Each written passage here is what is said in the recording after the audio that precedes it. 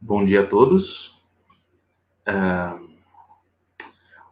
atividade de hoje, na atividade de hoje, nós receberemos um professor muito conhecido no direito mundial, professor Costas Douzinas. Assim como está dito na chamada, a atividade de hoje é realizada totalmente em inglês, então eu realizarei a apresentação da atividade, passarei a palavra ao professor Douzinas. Antes de tudo, gostaria de fazer uma apresentação também em inglês, se vocês me permitem, da atividade acadêmica e do histórico do professor que fará a apresentação de hoje. Grato pela presença de todos, acompanhem e aproveitem. So, good morning, everyone. Today we are very pleased to welcome Professor Costas Douzinas, professor at the University of Birbeck and visiting professor at many universities worldwide, some of them Paris, Thessaloniki, and Prague. Professor Douzinas holds a master's degree and a PhD degree at London School of Economics and also at Strasbourg University, where he received the degree for teaching human rights. On this subject, human rights, Professor Douzinas has written a series of books and articles in which historical, legal, political, and philosophical aspects of this matter are deeply assessed. Anyone who has once opened these books from Professor Douzinas must have faced some of these questions. What's the difference between nature law and human rights? What's the whole of these notions in a state and radicalized society? Finally, what's the future and the end of human rights? These are quite disturbing questions, especially for intellectuals and lawyers who are used to work with people who think that human rights are something like a universal entity, that they are a sort of unique and eternal, they have a sort of unique and eternal essence, that they are now what they were in the past and will be in the future. So, what should we say to these people? This kind of essentialist way of thinking has become so diffuse at Brazilian legal thinking that some people began to think that human rights actually won the battle of history, that everything that could be said about this matter have already been written, and that all pain and suffering of human nature could be answered with just one single notion, human rights. But maybe that's just an illusion. Maybe this discourse is a way of transforming human rights in something else. At first, these rights were created as concepts related to ideals of justice and transformation of our society. But today, these rights, human rights, may have been transformed in something just as the opposite of this. A way of maintaining privilege of society and the status quo of a society where very few people have much and a lot have nothing. At least, to use an expression of Professor Douzinas, maybe human rights have become something like a way of transforming people in a single leviathan of persons against the others. And maybe the pandemic that we are living has just revealed the real function of human rights in our days. These are indeed troubling questions, but they are more urgent than ever. To discuss these kind of things, these kind of questions, we are very, very proud to hear your lecture, Professor Douzinas, and you have the word to tell us about this. Much, Lucas. Thank you very much, all the colleagues who are involved in this. I feel extremely happy and proud to be addressing you. I have been giving a number of talks to Brazilian audiences, and I have a permanent relationship with PUC in Rio de Janeiro. And I think, creating also this new link in Campinas is really a great opportunity for me. And of course, I'm speaking to you from Athens in Greece. But despite the huge distance, we're experiencing here in Europe and in South America the same catastrophe. We had epidemics in the past, but the spread and virulence of this disease is unprecedented.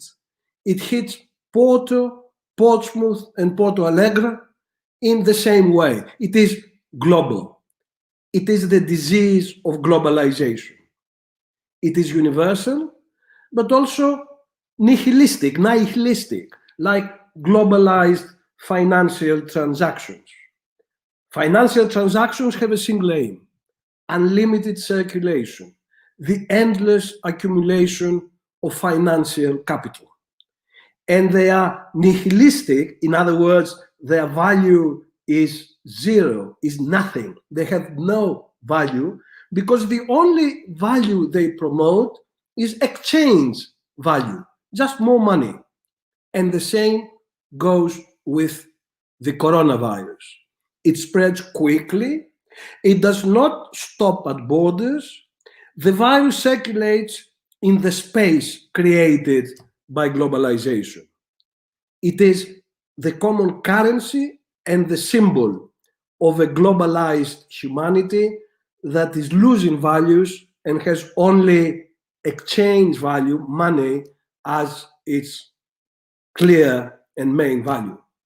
And of course, the virus does not discriminate between people and classes, but the poor and the minorities are much more likely to be infected and to die. A Brazilian friend was telling me the other day that the virus arrives in Brazil by airplane with the rich travelers and kills the poor in the favelas. If you have no water, how can you wash your hands? If you live in a room or a camp with many others, how to keep this physical distance? The pandemic increases inequalities and kills the poor up to 4 times in some places more than the middle class and the rich. But also huge increase of inequalities. Jeff Bezos, the owner of Amazon, made $78 billion since March this year. At the same time, 20,000 Amazon workers have been infected and many have died, and these are figures that are given by Amazon itself. We don't have the actual numbers. So we face an emergency. Governments here in Europe, some in the rest of the world, have activated emergency measures. They have suspended the normal operation of the constitution and of the law in ways similar to what a dictatorship does. They have suspended or violated most civil, political, and socio-economic rights, and have seriously restricted democratic procedures, with many parliaments operating in a very limited way. Now, my argument today is that the exceptional situation reveals what is happening in normality. What passes as the common sense in normal times it is no longer either common or sense during the emergency. The emergency, in other words, brings to the surface the taken for granted, the invisible preconditions of our thought and our action, or the dominant preconditions of thought and action, which define ways that people understand the world. So I will use some of the insights of the pandemic to propose three theses or three axioms, three propositions about the relationship between state, power, and rights in late capitalism. I will start with the treatment of refugees in Europe, then move to the pandemic, and conclude with some comments about resistance. And of course, the talk, like most of my work, develops the critical legal approach, the critical legal studies approach that we have developed in many books, and in my most recent book, The Radical Philosophy of Rights, which was published earlier this year, and which I hope one day will also be translated into Portuguese. So let me start with refugees.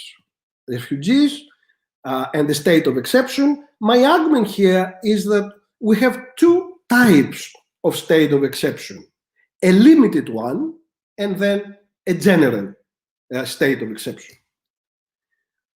A few facts first. In 2015 and 2016, 1 million mainly Syrian refugees fleeing the war entered Greece from Turkey on the way to North Europe, where their Arcadia, their heaven, their paradise lies.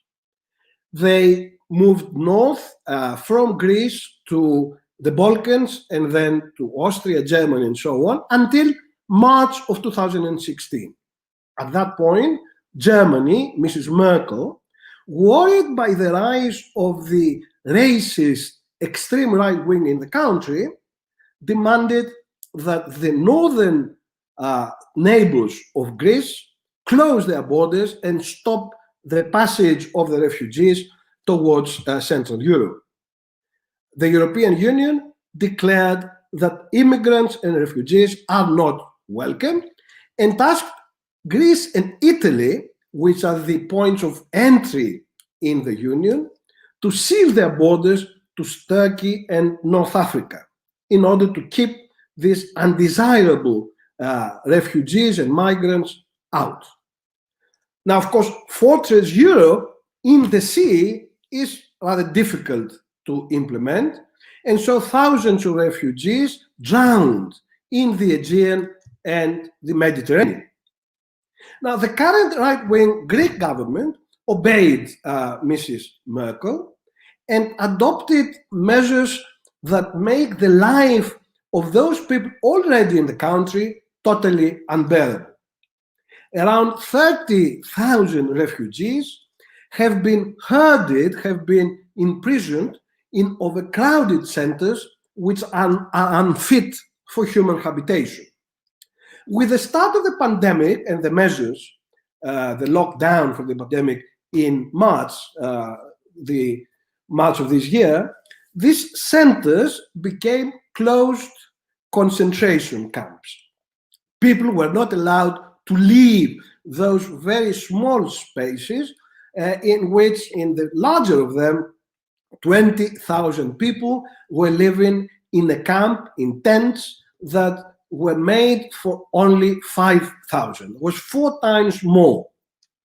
And when the first wave lockdown measures was eased in late May, early June for the general population, the camps remained closed and are still closed today. So for almost 9 months, refugees living in camps are not allowed to leave those places at all. Now, my argument is that these and similar measures amount to a limited state of exception. Limited in 2 senses. First, in terms of space. It is imposed, it operates in camps. Second, it is imposed on specific groups, refugees and migrants. Like the favelas in Brazil, there is one law, indeed no law, for the camps, and another law for the rest of the country.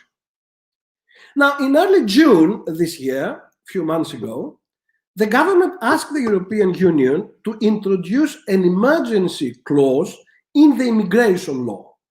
This clause would allow states to declare legally a state of emergency, a state of exception, and suspend the processing of all asylum applications and return those people seeking asylum in Greece, return them to Turkey without registering them. Now, the country was doing that, Greece was doing that. They were pushing back, as it is known, the boats, the small boats bringing refugees from Turkey to the Greek islands. But now what they asked is to have this type of activity that was, on the face of it, illegal, unlawful, not allowed, the pushback of boats and the non-processing of asylum applications. They asked to make it permanent, to legalize it, to put it in the European law in order to be able to do it whenever they wanted and to be lawful in doing it. Now, this request to introduce the state of exception in the legal system is something which I think is both ridiculous, farcical. It shows that they do not even understand what they're asking, but also pretty scary, pretty threatening. It is logically farcical. The emergency, the unexpected, unpredictable, sudden event that creates a huge threat for a country is by definition outside the law. The law cannot prevent and never prevented the decision of the sovereign, the political decision to impose a state of exception. But similarly, the law cannot authorize it in advance. The emergency and the declaration of a state of exception belong to fact, to facticity, not to law and normativity. A legalized state of exception is therefore a contradiction in terms. It is like the Constitution protecting or guaranteeing the right to revolution, the right that Constitution itself can be overthrown. So this is the first part. The second part is that this farcical request is also scary. Refugees are used to make the exception permanent and extend it throughout the European Union. Now, those of you who have read a little of Carl Schmitt, you would know that according to Schmitt and political theology, the essence of sovereignty is to decide that an emergency threatening the social order exists and to impose measures that amount to the state of exception. Only the sovereign can make this decision.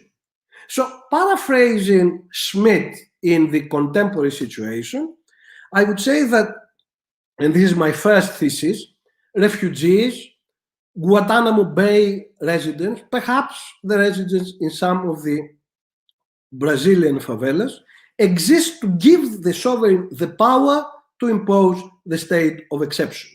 The exceptional becomes normal, first for the victimized target groups, later then for the whole population. Refugee law, therefore, does not only protect to a very limited extent people fleeing, leaving wars or other disasters. It also helps strengthen the power of sovereignty and the display of its grandeur. Somehow, refugees on the border or in the sea are there to show how powerful and how majestic, how brilliant the sovereign is. Okay, let me now move to biopolitics and the state of exception, move to the pandemic. Now, the general state of exception, I said that refugees have led to the creation of a limited state of exception. The general state of exception we live under suspends rights and other guarantees for the whole population It orders people to stay at home. It imposes curfews. Here in Greece, we cannot leave the house at all without the permission of the government. We have to send an SMS to allow us to go out for a limited, only 5 types of things, to go and buy basic food and medicines and so on. So we have to get a permission to get out of the house for a special number of activities. And of course, there is a curfew. There is a ban on all exiting of the house, all circulation and movement after 9 o'clock in the evening. So we have curfews, we have strict separations. They call it social distancing, that we have to keep at least 2 meters when we meet other people, one from the other. And of course, we have the stopping of all non-essential economic activities. Now, my argument here is that this type of approach follows 2 models developed in the Middle Ages for controlling disease. 2 types of diseases, leprosy and the plague. The plague, the Black Death, cholera. Now, these 2 models are described by Michel Foucault in 2 wonderful books, very important books, Madness and Civilization, second, Discipline and Punish. The model followed in leprosy cases isolates the sick people from the rest of society in leper colonies, in special villages, in special areas, where the lepers, the diseased, the sick people are left to live and die amongst themselves. They cannot leave those places. They are just totally excluded from society, from the rest of society, and they have to spend their lives in those colonies, those camps, in those concentration camps. And of course, this is one of the first displays and expressions of sovereign power that divides between inside and outside and excludes those people that are not wanted into special places in which they are kept. In the plague, the second model, the cholera model, the population is divided. It is closely observed and it is disciplined. The plague towns are partitioned. They are turned into regions, into neighborhoods, into suburbs. And each one of these suburbs is closely observed by the authorities, by the police. And of course, it is if people leave their houses, they then can be very seriously punished all the way to be executed. So the space in those plague towns is segmented, is cut up, is separated in different places, in different areas, and it becomes frozen. It's kept in a particular way, and individuals, those who live in those areas, are fixed in their places. So the leprosy model implements a division of inside and outside. It excludes and abandons people. The plague model leads to separation, to individualizing distributions. Certain people have to do certain things, other people other things. There is observation, there is surveillance, there is policing, there is punishment. We have, in other words, an intensification of power at the very local level. Power observes, follows what is happening, and imposes, demands different kinds of responses from different kinds of groups. Now, of course, those of you who know about Foucault, and I'm sure many do, these 2 strategies developed methods and tools which were then transferred from disease protection and disease separation to the control of general populations. The rituals of exclusion of the lepers provided the model for what became known as the great confinement, the society of great confinement, the use of prisons, of barracks, of schools, and other institutions to discipline the behavior of people in the 19th century. The administration of the plague, on the other hand, became a precursor for the emergence of what is known as the biopolitics of the late 19th and 20th centuries. These two strategies, in other words, started as ways of dealing with disease, and then they were generalized. They became ways for organizing the relations of power more generally. The recent response of governments to the threats of refugees on the one hand and the coronavirus on the other brings us back full circle to the models, the methods used in the Middle Ages.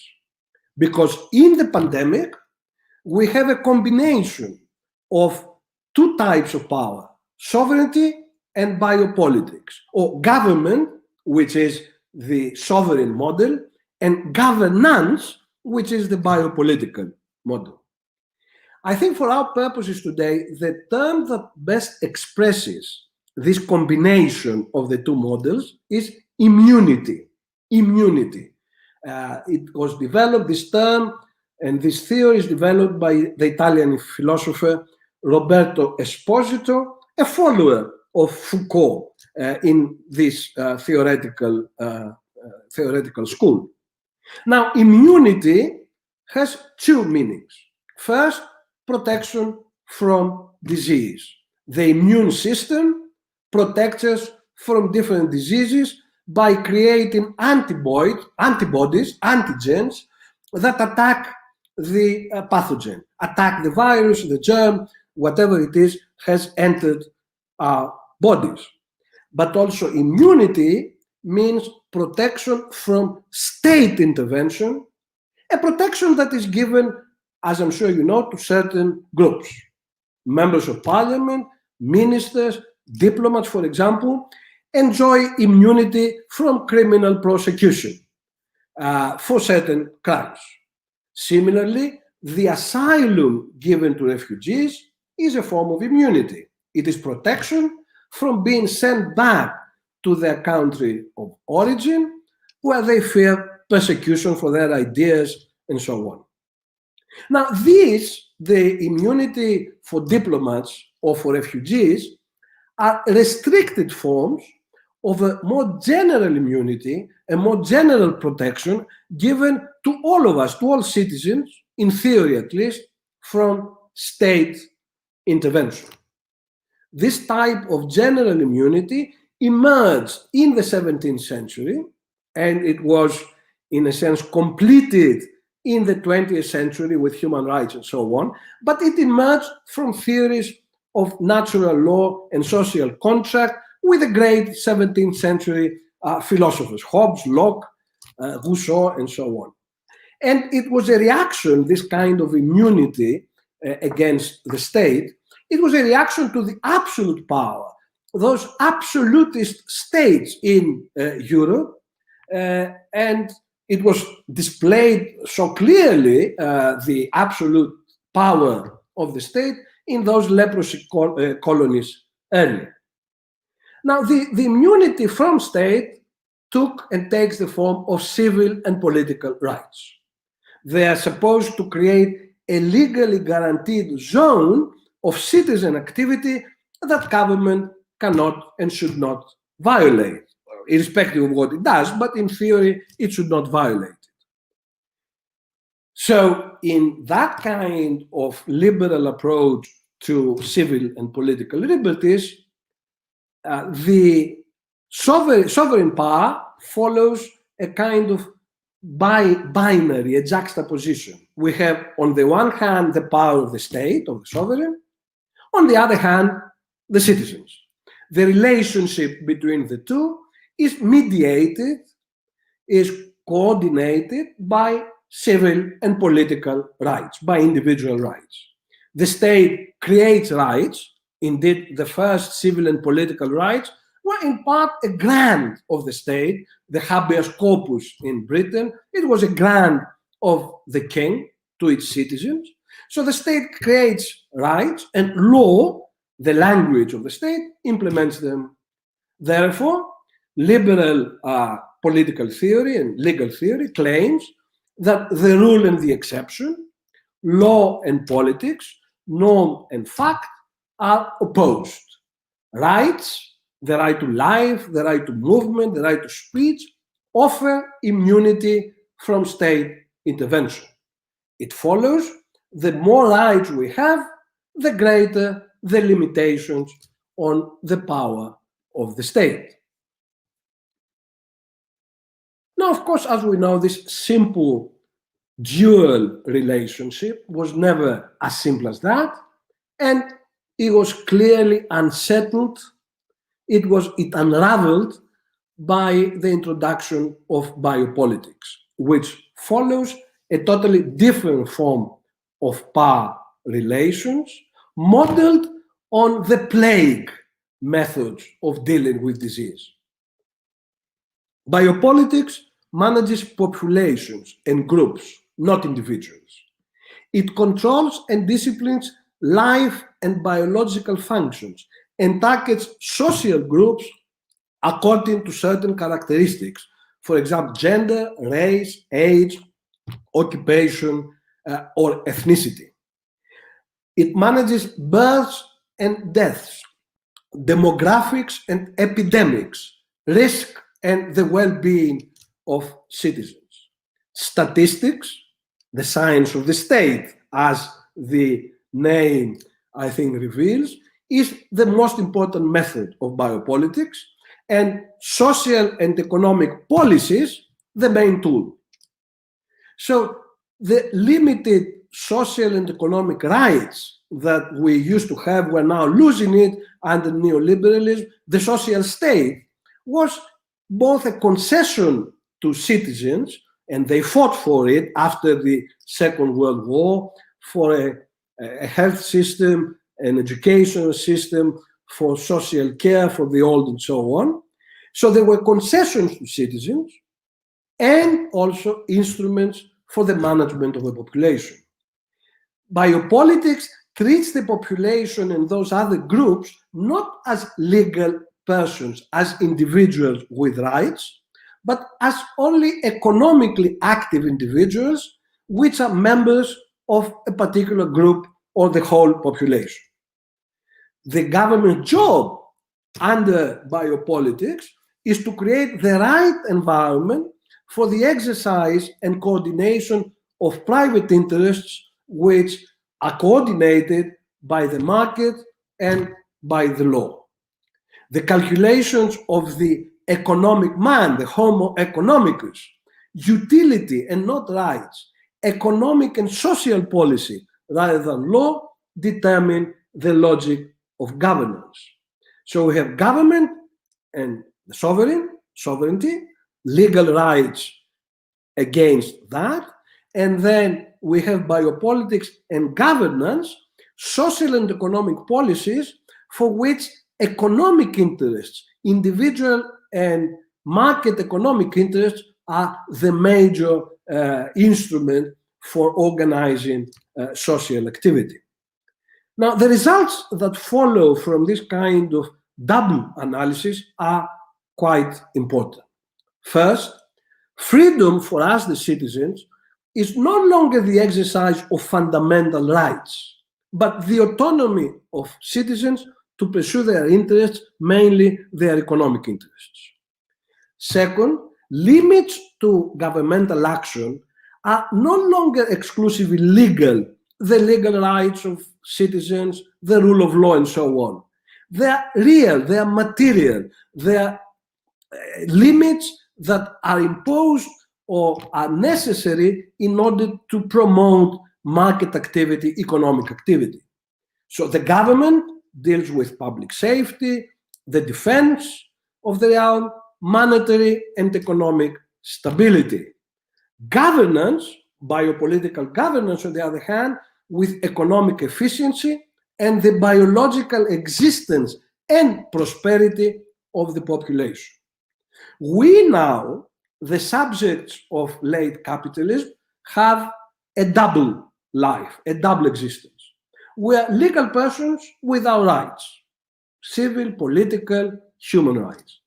But second, we are insignificant members, units in the population or other groups which are targeted by policies. These strategies instill needs, desires, and expectations in the population, in us, and make us feel free, productive, and happy, or dominated, useless, and unhappy. We live a double existence.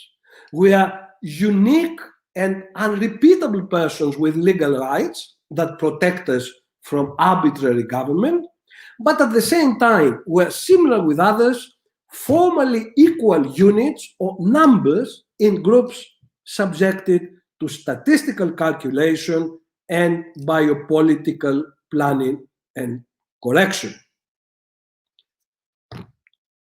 Turn to the current situation. The state of exception shows these different logics of sovereignty and biopolitics. The government exercises its absolute sovereign power to enforce the state of exception and to abolish, suspend, or restrict individual rights. But it does that sort of thing in order to defend the biological life of the population, not the individual lives and rights of citizens. Let me look first at the treatment of refugees that I mentioned initially. The two logics lead to opposing results. The political asylum process is individualized and legal. Every refugee, every person seeking asylum should be individually examined, and all the arguments should be placed in front of a committee, so there is legal protection for refugees once the process has started, and this is a legal protection against an arbitrary government and arbitrary sovereign. However, the government and governments here in Europe do not treat refugees as persons with rights, but as a group, as a mob, as a whole that must be kept out or detained for the good of the locals. The exclusion of refugees protects the national body, doubly endangered by foreigners and the disease. Indeed, politicians have repeatedly used the language of disease to describe migrants. They're insects, parasites. They come from scum places and infect us. Trump, Cameron, Greek politicians have said these things. The coronavirus is foreign. It is Chinese, according to Trump. Foreigners bring the coronavirus to us in Europe for the Hungarian Prime Minister. The refugees, therefore, and the migrants are presented as doubly dangerous. They are mobile like viruses. They break through borders. They do not have passports. They are not legally entering. And secondly, they import viruses and diseases, and that is the reason why they must be excluded. In this balancing of utilities, the famous felicific calculus of Bentham of the 19th century, the individual foreign bodies have no value because they can infect healthy local life. They lose all protection from the sovereign, all protection of legal rights, in order to protect the biopolitical existence of the rest of the population. In the pandemic, this logic is extended to everyone, to the entire population. The sovereign suspends individual civil, political, and economic rights in order to protect the life of the population. Immunity from state action, the protection that rights of citizens give, is abolished in order to activate the biological immunity of the immunity system of the nation. Immunity from state action abolished in order to kick up the immune system of the nation. Now, here in Europe, this is also called the herd immunity strategy, the immunity of the herd, like a herd of cows or of sheep. This herd immunity was initially followed by Britain and Sweden, but it's still followed in many American states and unfortunately by the federal government in Brazil. What does this herd immunity mean? If no restrictive measures are taken and the disease, the virus, is allowed to spread in the community, when it reaches 60%, according to other calculations, of 80% of the population, 60 or 80% of the population is infected, those who will not die, the whole population acquires immunity. It can no longer be infected by the disease. But as the disease spreads to reach 60 or 80%, hundreds of thousands of elderly and vulnerable citizens will be infected and die. As it's happened, there are 180,000, I think, dead in Brazil, 300,000 in the United States, and many tens of thousands in the big European states, in Britain, by far the larger number than in Italy, in Spain, here in Greece. Now, in the first wave of the disease, between February and, say, May, the more cynical politicians have been quite open why we need a herd immunity strategy. For Trump, the lockdown is a treatment, a cure that is worse than the disease. The British daily newspaper Telegraph wrote that COVID-19 can be beneficial as it disproportionately eliminates older people. People, in other words, which are useless, economically useless. And if anything, they drain resources by getting pensions and by burdening the health system. Now, in the second phase of the pandemic, which started, I suppose, around October, November, this balancing of interest mainly is between the death of many people and the recovery of the economy. Governments have now been operating this Benthamite balancing, which decides the greatest happiness for the greatest number. They are balancing infection and death on the one side of the scales against the full resumption of economic activity and the return to capitalism and the markets as we know. So the German Speaker of the Federal Parliament, Wolfgang Schäuble, stated that life is not the highest value. Saving life does not have an absolute priority over the economy. A deputy governor of Texas, Dan Patrick, was even clearer. The elderly should be willing to die in order to save the economy for the young ones. And of course, your president, Mr. Bolsonaro, is also quite clear. So what? What do you want me to do? Do you want me to kill the economy? He has said repeatedly, violating the measures, the sensitive measures of physical distancing and lockdown that have been introduced by state governors and some city mayors. Similarly, Bolsonaro's opposition to vaccination shows that I think capitalism is more important than the lives of people. Immunity for the herd, immunity for the population is used as a biopolitical strategy and leads to the abolition of citizen immunity, of the right to health and life for many persons. The life of the nation, the life of the population abolishes, trumps the individual lives of hundreds and thousands of people. This is a modern form of eugenics, a blood sacrifice to capitalism. The sovereign decides who will live and who will die on the altar of the market, joining biopolitics, serving a biopolitical strategy, and joining it with necropolitics. So the third thesis, sovereignty and biopolitics, government and rights are not opponents with rights restricting state power. Both are part of a combined strategy of administering lives and rights only if they don't inhibit economic activity and utility. Let me finish with a few words about resistance. Can we resist? Now, of course, the one obvious thing is that governments are violating rights, restricting democracy, and therefore, by definition, the rights that allow us to resist are no longer there or not fully operational. And it is true that most people here in Europe have complied with the emergency measures.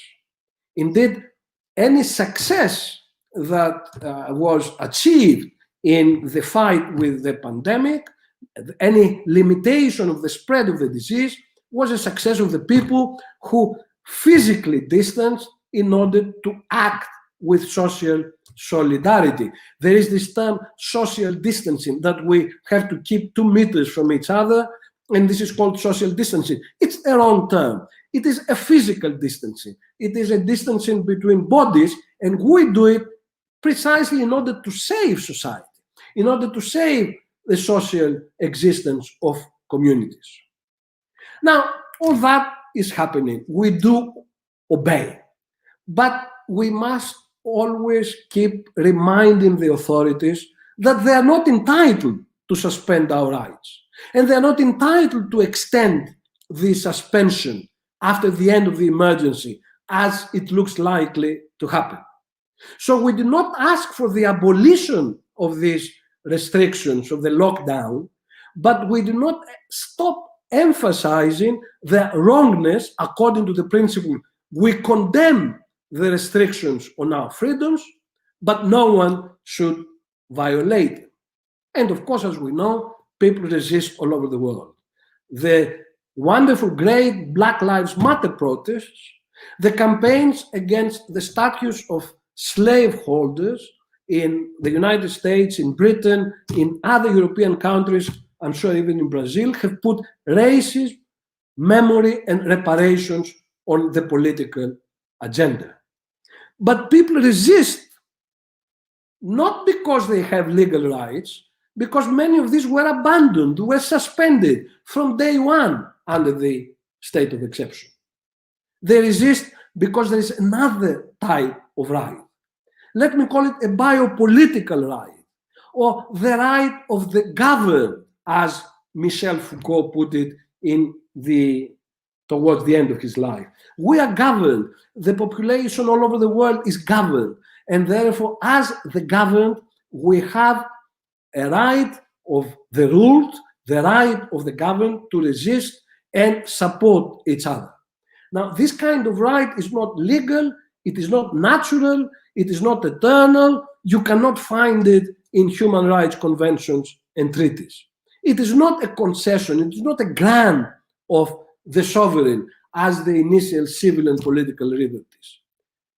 This right derives, comes, emerges from us, the people. It expresses the independence of the governed all over the world.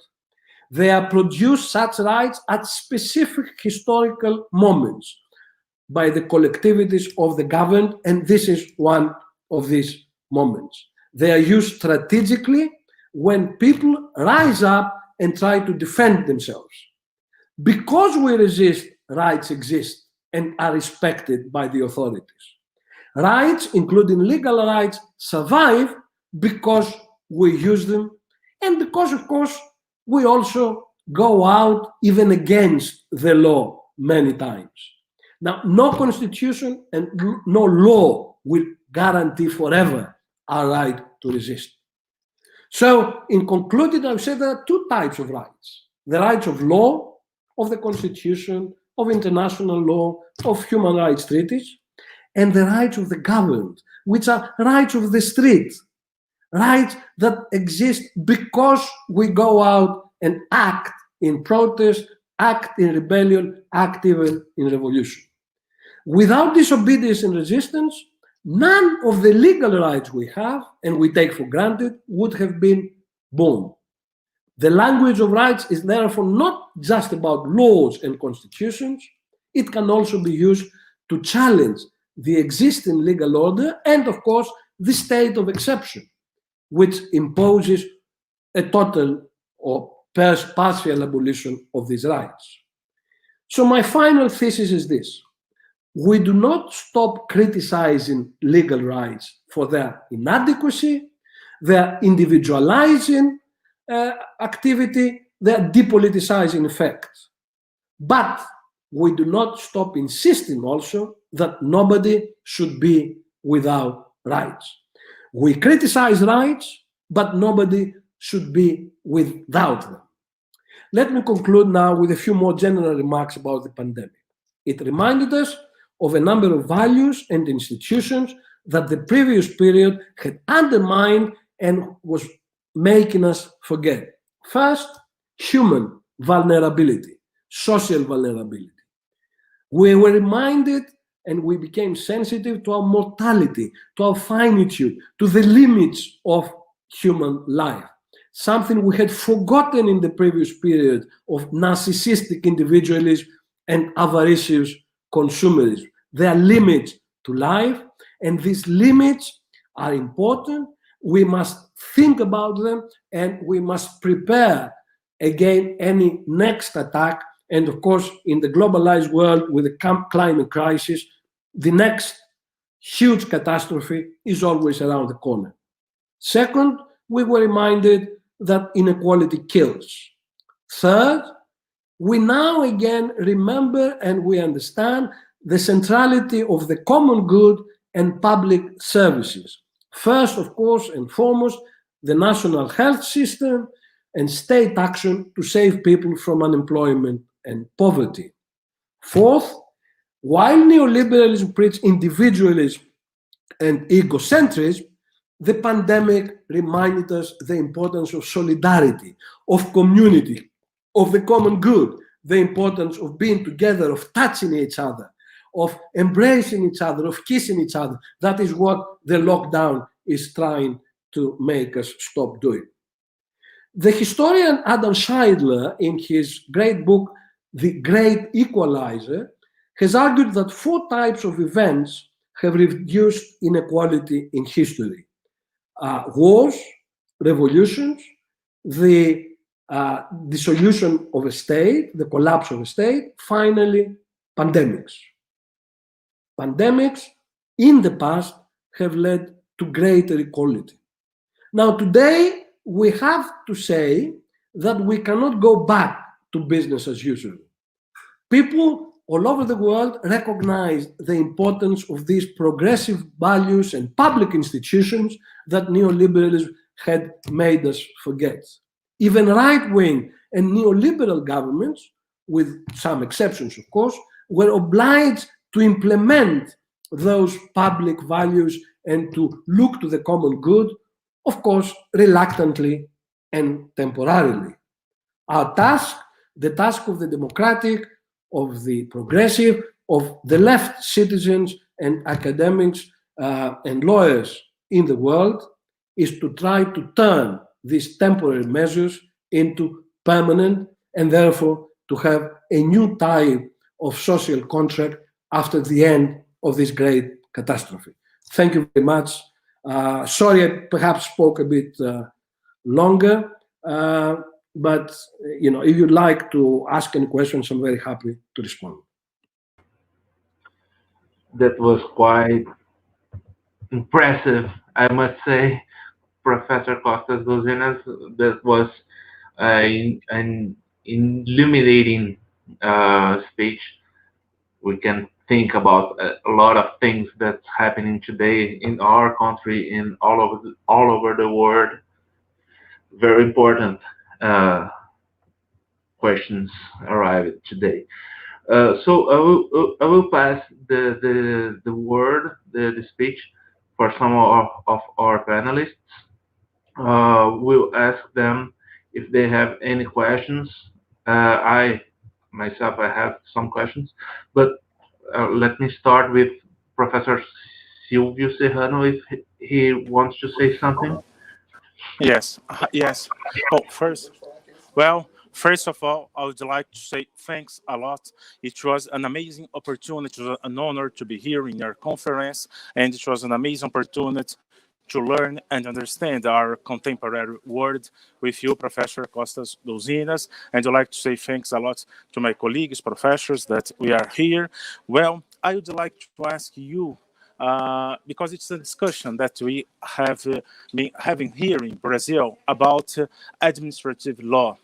In your in human rights and in peer, chapter 5, you say, more specifically, administrative law keeps extends its scope to an increasing number of eras, indeed in a remarkable imitation of communist legal systems. Most new law is introduced as a part of a hugely expanded and variegated administrative domain. And to say too that the policy direction changes violently from one day to the next and from one field to another. This is a reality that we can see and note in Brazil in this time of pandemic context. And well, I would like to know about you. What do you think about when, because by the classical lections, administrative law, it was a construction to keep us in liberty as human rights. Well, and by the classical lections, and what do you think about administrative law after this context of pandemic? And thanks a lot for to be here with you. It was an amazing opportunity. Thanks very much, sir. Thank you very much, Silvio Gabriel. Let me start with a little story. A number of my books have been translated into Chinese. And I have been invited a few times to China to give lectures and so on. Now, at a university, a major law faculty in Beijing, I was asking professors, what is your particular area of law? And all of them were saying administrative law. So, when I realized there was something strange about this, I was then asking, okay, but what do you teach exactly? And some were teaching criminal law, some were teaching contract or property, some constitution. They all were calling it administrative. So I said at some point, I couldn't stop myself. But I said, but this is not administrative law. This is contract or constitutional or criminal law. And he said, no, all law is administration. And in a sense, I didn't know that when I wrote that book, Human Rights and Empire, but I think it confirmed a wider,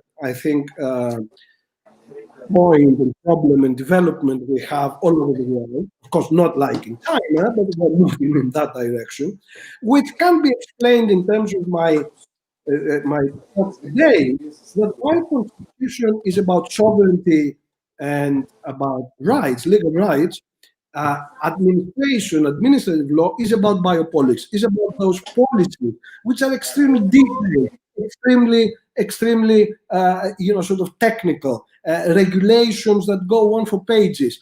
Perhaps you don't know that, but in 2015, I was elected a member of parliament here in Athens, and I was a member of parliament between 2015 and 2019. I was in charge of a major amendment of the Greek constitution. This was the first ever radical left government in Europe. So it was a very important moment. I have to admit that when legislative bills from our own government, from my own government, were coming to my committee, I was a chair of the committee examining these bills, me as a lawyer of 40 years standing, many times I could not even understand what they were about. They were so detailed, technical stuff about pharmaceuticals, about sort of energy and so on. And when I was asking, but what is the real principle behind it? The answer was, listen, this is what the technical people told us, or this is what the European Union told us. And we developed a kind of situation in which we're developing, I think, even in the Western world, a kind of situation in which we have almost every aspect of our life has a relative regulation, a relative administrative regulation, definition, and so on, although most people don't know about it. I'm reminded a wonderful story of Borges, in which an emperor asked the cartographers, those people who make maps, to create the most accurate map of the empire. And these people eventually came back after a few years, and they had a map which was as wide, as large, as big as the whole empire. In other words, while the idea of the rule of law, in its best way, was keeping a distance, even if it was a little distance, between the world, reality, our empirical life, and the law, which was normative. It was trying to correct one way or another, rightly or wrongly, but to correct, to change the world. Now, with this kind of huge regulation, we have a kind of attempt to repeat in law, particularly administrative law, everything that happens in the world. So the distance is being lost. The ability of law to play a role of correction is being lost. And we have, on the one hand, the general over-legalization of almost every aspect of life in administrative law. And on the other hand, whole areas of law, particularly economic law and the market, being totally abandoned by the state and left to economic actors. So over-legalization in terms of administrative law, of even the smallest details of life, and then non-law for parts of activity which are extremely important, but they are left outside of law to private concern. So my final word in this is that for me, who am a critical lawyer, the law has to have a normative value. Even if it is not moral, if it is not what I believe, it has to be a difference. Administrative law basically tries to replicate life in law. Thanks very much, sir. Thanks a lot for your response. Thanks a lot for the question. Thanks a lot for the answer also, Professor Douzinas. We have some other questions. I will ask also Nathalia if she has any question about the stage or something else. Thank you, Professor Lucas. Good morning. Actually, good afternoon, Professor Costas Douzinas. It is a great pleasure to be able to listen to the professor, to participate in this unique opportunity here at Instituto Legislativo Paulista and the Pontifical Catholic University of Campinas. So thank you very much for your availability and for giving such an incredible and inspiring talk.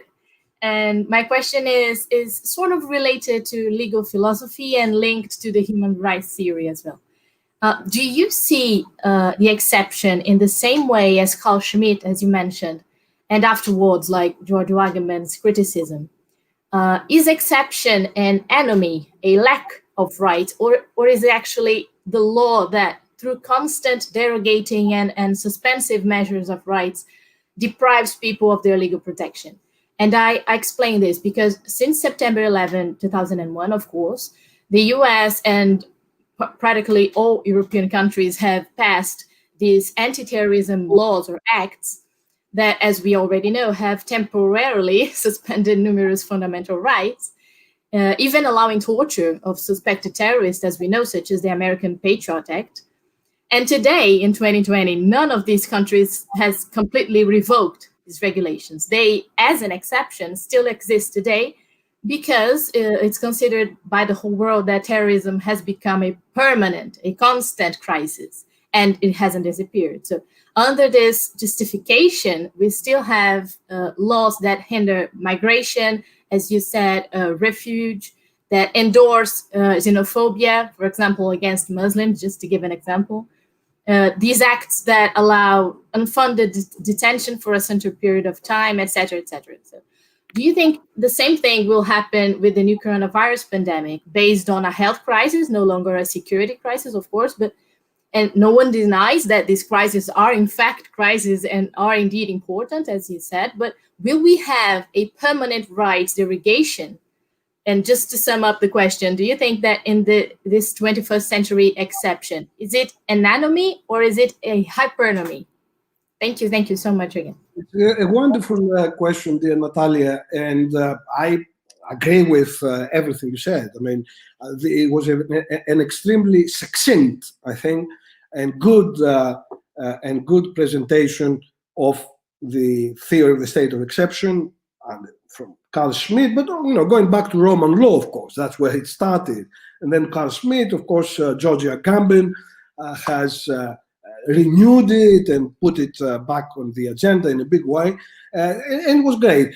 As you said, the state of exception, according to Schmitt and the Agamben development, is a situation in which the law withdraws and creates a space in which it does not apply. But since the law has withdrawn, it is not a lawless space. It is a space in which there is the absence of law and the law that has withdrawn. So it is a kind of weird space. I mean, for Agamben, it is a space that precisely represents what the sovereign is. Or at the other end, what bare life and the Homo saceres, a space in which the law does not exist, but it is not absent. It is present in its absence. So yes, your theoretical analysis, it's quite brilliant. Of course, with Agamben, as you know, there was a major issue when initially, after the pandemic, after the disease hit Italy, and of course Italy was the worst hit European nation at the beginning, he basically said that this is, in a way, something promoted and created, not the disease, but the measures were used by the government precisely in order to turn the state of exception permanent. I mean, later on, he, I think, amended his position because it became clear that in Italy, particularly in North Italy, in Bergamo, in parts of the rich north of Italy, so many people died because the health system had been abandoned by a number of governments, including center-left governments, and the private system could not help those people who died. So, it is true, as you said, that after 9/11, I think this idea of suspending rights for particular threats, because we have all these great enemies. You mentioned Islamophobia as the latest example. It used to be initially in the Cold War, the communists, the great Satan, then it became the terrorists. Here in Europe, refugees, migrants coming in, Islamophobia, of course, now, which is very much part of the clash of civilizations idea. We live, in other words, we have lived for the last 20 years, and we should remember that these 20 years were the New World Order. The New World Order after the end of communism, in which we're going to have a cosmopolitan world developing with human rights, civil liberties, the United Nations, according to Jürgen Habermas, becoming the kind of center of a new world government and so on. So all these things, were absolutely destroyed, starting with the Iraq War all the way to today. So do we live in a permanent state of exception? I do not personally fully agree with the Agamben position. For Agamben, the camp, the concentration camp, is the model of contemporary politics. I cannot agree with that. I mean, obviously, people in the camps, not just the Nazi camps, but in the camps today, in refugee camps, in Guantanamo Bay, as you said, in perhaps certain favelas, or in apartheid South Africa, or in Gaza in Palestine, in Israel. These are people who obviously are under extremely harsh state of exception, non-legal rights situation, which is not the case with me here in Athens or in London, or perhaps with you in Brazil. So we cannot, I think, take it to that extreme, which I think is rhetorical, but does not represent the situation, and also, in a sense, undermines our possibility and our ability to persuade people that we have to stand up whenever a state of exception occurs, whenever our rights are being suspended or violated. So, yeah, it is true to say that for the last 20 years, governments have used the politics of fear. Fear, threats, all kinds of visible and invisible enemies have been mobilized by governments all over the world in order to make us scared, fearful, panicky, and therefore accept the huge suspension violation of our rights. And we have to be vigilant on that. But I'm also a little pessimistic. I think that unless we have major changes in the social and economic order of our countries, unless we have a move away from this kind of greedy capitalism, that because of inequalities, rising inequalities, because of the way in which the lives of millions of people are being destroyed, of the way that the environment is being destroyed, that the Amazon is being destroyed, needs that kind of politics of fear and needs that kind of reaction and its acceptance, the acceptance of that reaction by governments from the people in order to be legitimized. That if, of course, you feel that you're going to die tomorrow, well, you prefer to stay imprisoned for a very long period of time. If, however, you can create resistances which, on top of just resisting these measures, can also try to explain that, of course, fear is an important part of life. Fear for Hobbes, for Thomas Hobbes in Leviathan, is what creates modern politics. But today, that kind of attitude to politics, to citizens, to our emotional affect and the way we act towards others cannot continue. Because if it continues, we're leading the world into catastrophe. Both climate and the pandemics and the continuous financial and economic crisis show to us that basically in what we call Anthropocene, the period of the human that started apparently, according to geologists, a few years ago, the period, in other words, that the humans can change the environment, the planet. Unfortunately, we're changing the planet not to improve human life, but to destroy human life. And therefore, I think on top of the resistances against all these measures, we also have a kind of moral and political duty to try and change the main parameters of the social and economic order that is based on inequality and social injustice. Thank you once again, Professor. I couldn't agree more. Thank you very much for the question. That was a very good question indeed. Thank you for the answer, Professor Costas Douzinas. We have a last question that came from Professor Julio, if he could say something. Thank you, Professor Lucas. Good morning, Professor Lucas. Good afternoon, Professor Douzinas.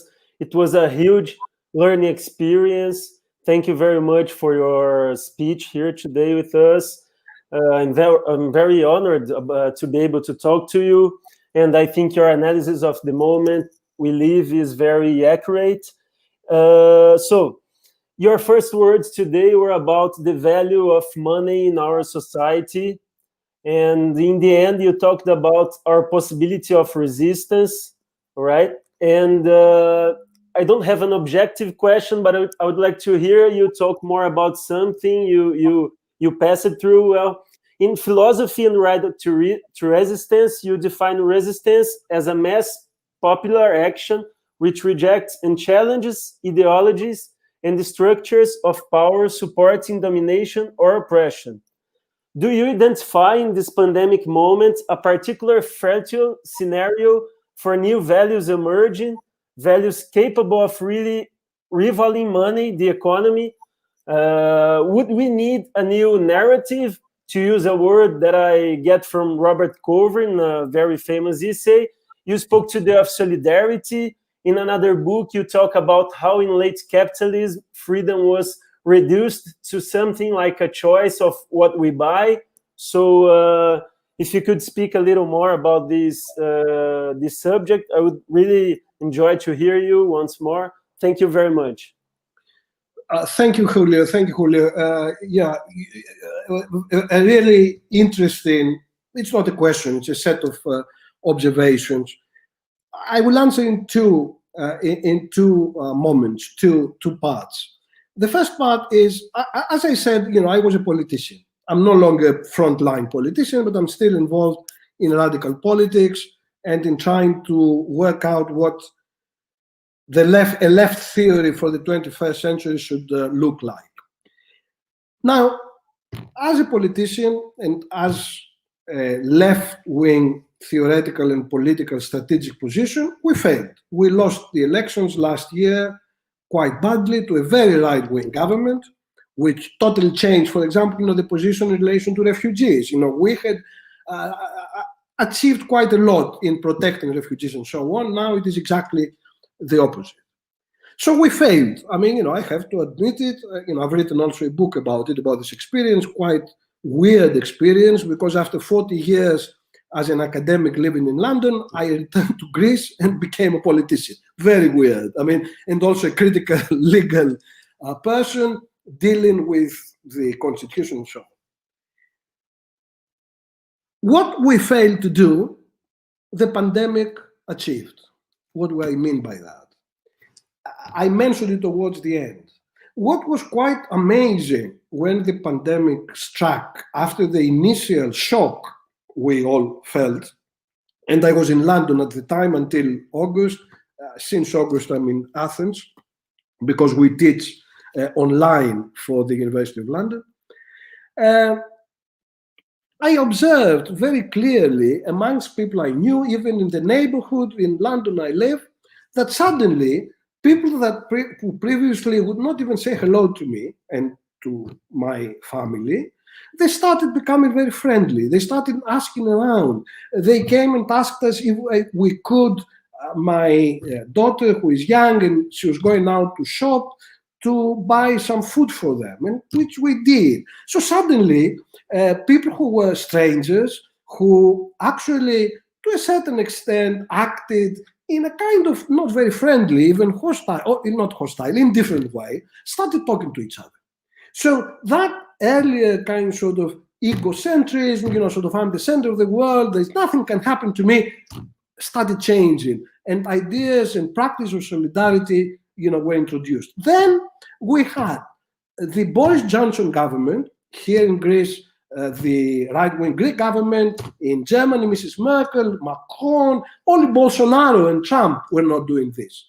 They started talking about the importance of the national health system, importance of the state, about, they gave lots of,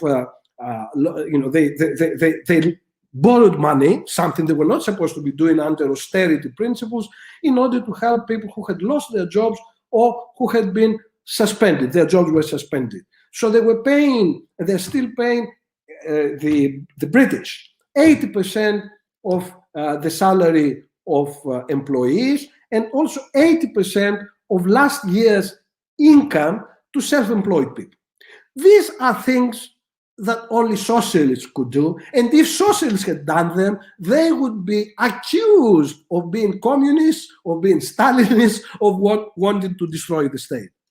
So we learned, or we were reminded, values that belong to the left that had been rubbished by the previous in the previous period by the right-wing governments, in which they were revived because they were the only values and they are the only institutions that can save the world, that could save at this point in time.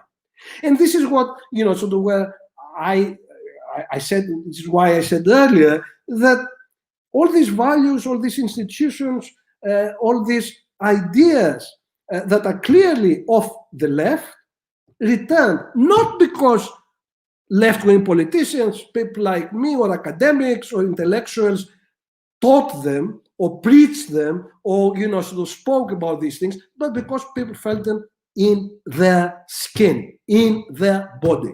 And this is a very important, I think, moment in that sense, because It is no longer me, a politician, I mean, not me personally, having to go to people and say, listen, it is very important we have a well-funded health service with doctors and nurses and other healthcare staff who are well paid and who can do their job. They know it.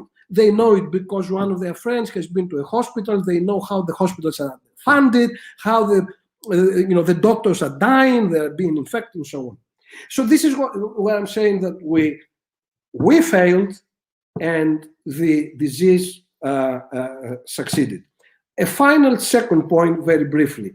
Do we have an answer for the future? Do we have a new configuration, a new kind of, if you want to call it socialist or left kind of plan, program that we need to start working towards if we don't want to go to business as usual? And the answer is no, we don't. We don't. The failure of the two great 20th century socialist experiments, the communist on the one hand and the social democratic on the other, which, like your centrist parties in Brazil, basically became the most ardent preachers of neoliberalism, the social democrats, I mean that the left wing, the socialist tradition, cannot be revised as it was. We have to think anew. I'm not sure we can do it, but it is important that we both think and work towards it. This is what myself and my friends here are trying to do, but I'm not terribly optimistic. I'm optimistic in terms of the experience that people have understood and have been reminded in the pandemic. In terms of the left or the socialists being prepared to offer to people a new vision. I mean, of course, we can offer to make permanent these temporary measures, to improve the health service, to improve the pensions, to improve the way in which solidarity can work. A new world, a new vision, I'm not sure we have it. It is a very major challenge, though, because we have a quite unique opportunity. Thank you, Professor. Thank you very much. Thank you all for the questions. I will have just one quite quick question, Professor Costas Douzinas. So let me explain like this. At the end of the speech, you talked about a way of resisting, a way of something like enhancing human rights, supporting human rights by people. Social movement or something like that. And that actually happened in some countries like North America and so on, Black Lives Matter, and for instance. But here in Brazil, we have maybe the opposite way of social movement. The people here seem to don't like democracy. People here seem to don't like human rights, and they are saying today in newspaper that most people here doesn't want to take a vaccine against COVID, and so on. We have here a really radicalized society, and it seems like most of the people just are thinking other way. They are willing to have something like a dictatorship here. In this kind of situation, or in this kind of land like Brazil, what happened as with this proposal of resistance? We don't have any way of thinking of a future with human rights and more. Yeah. I was expecting a question like that because I read the news, I follow what is happening in Brazil, which is a country that I love so much. I've visited repeatedly. And over the years, I have, I think, half a dozen, about 5 or 6 PhD students from Brazil. Only the other day, a wonderful woman from Rio de Janeiro got her doctorate. So, I'm really kind of perplexed about what is happening in Brazil. So I do not have an immediate answer to how we can change these things. This is a much wider discussion about the dictatorships in Brazil, the way that they have created a totally false idea about what democracy is, whether democracy is effective, whether dictatorship is doing things better, economically better, and so on. The failure to a certain extent of PT, the way in which the Bolsa Familia, sort of towards the end, did not seem to work after it had succeeded so much, of course, in raising people from absolute poverty. But these are, huge questions that I'm sure, you're discussing, and which I cannot offer any great advice or ideas, other than to say that it is very, very disturbing to see someone like Bolsonaro, your president, being still popular while his actions are killing people, the latest one with the vaccine and so on. So what I could only say is to go to resistance, sort of what kinds of resistance we can imagine. And I went very briefly and quickly through all that, but I think we have some experience of resistances in situations like you have in Brazil.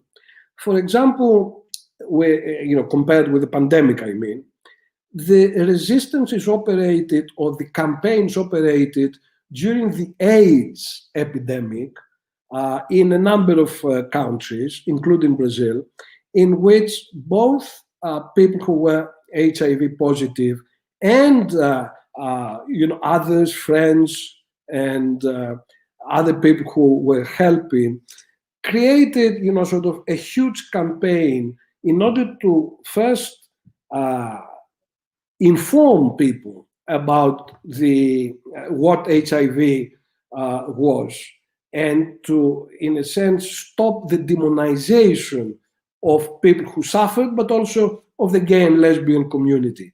And if today, 20 years after the AIDS epidemic, or 25 years, nobody, certainly in the Western world, but I think also perhaps in Brazil, can speak in derisory terms against AIDS and lesbians. And I think that AIDS movement, the fact, in other words, that a community was created, which was a community that was global.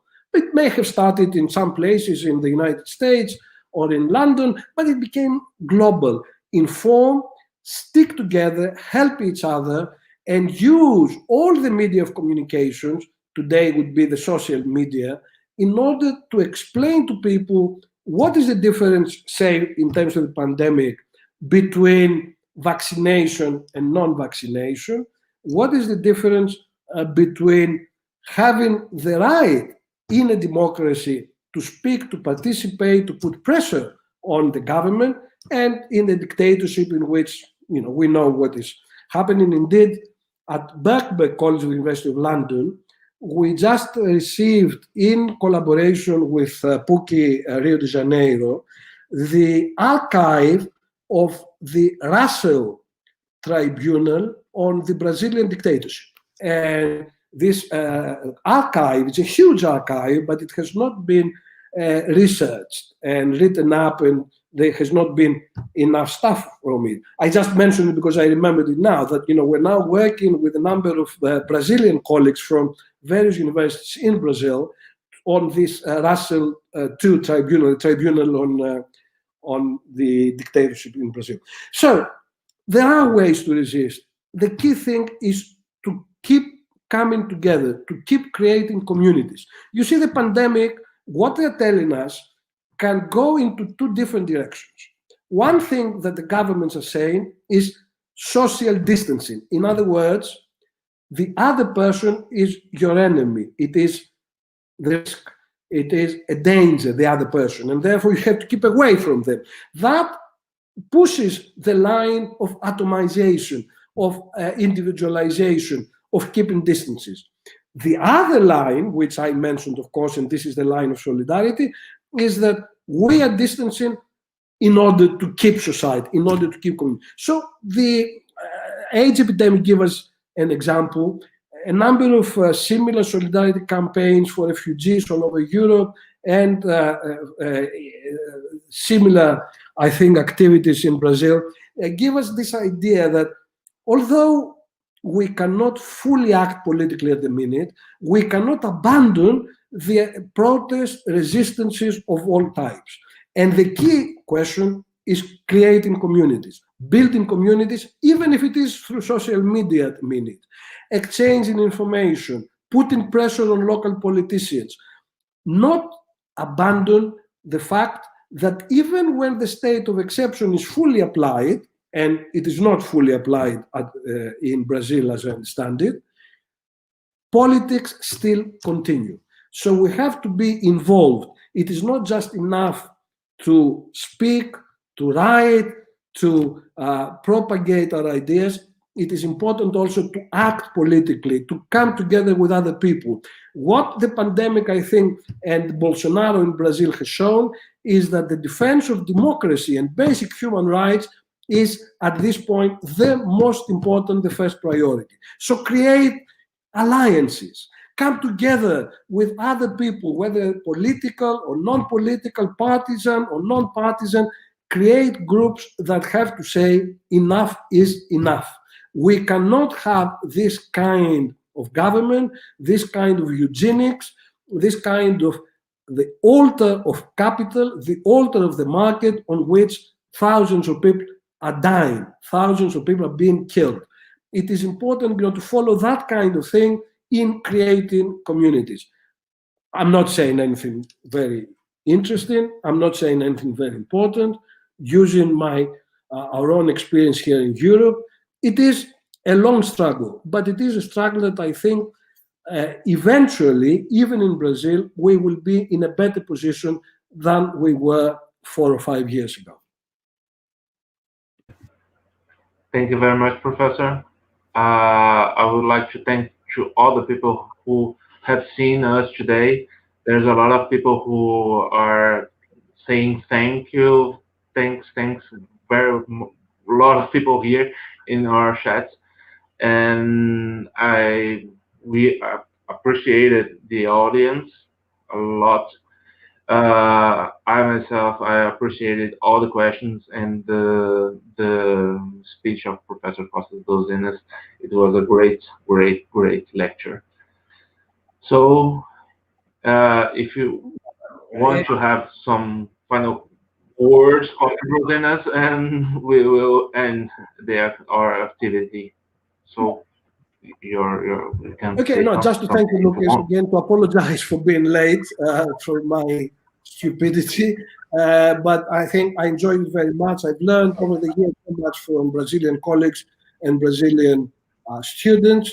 So just to thank you and to say that as we now communicate with each other like ghosts, like shadows on a screen, like a picture, an image, not like flesh and blood in the past.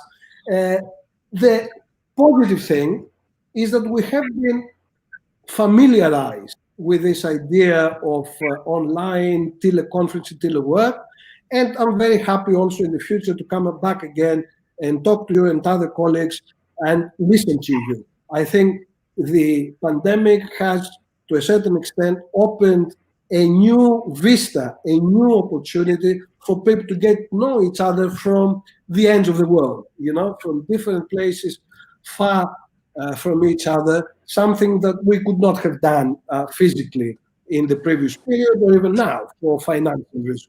So I'm happy to come back again. I'm happy also to eventually, have this new book, The Radical Philosophy of Rights, translated into Portuguese. If you can help with that, I would be very happy, because I understand that my earlier book, The End of Human Rights, was very popular. So this is the late installment.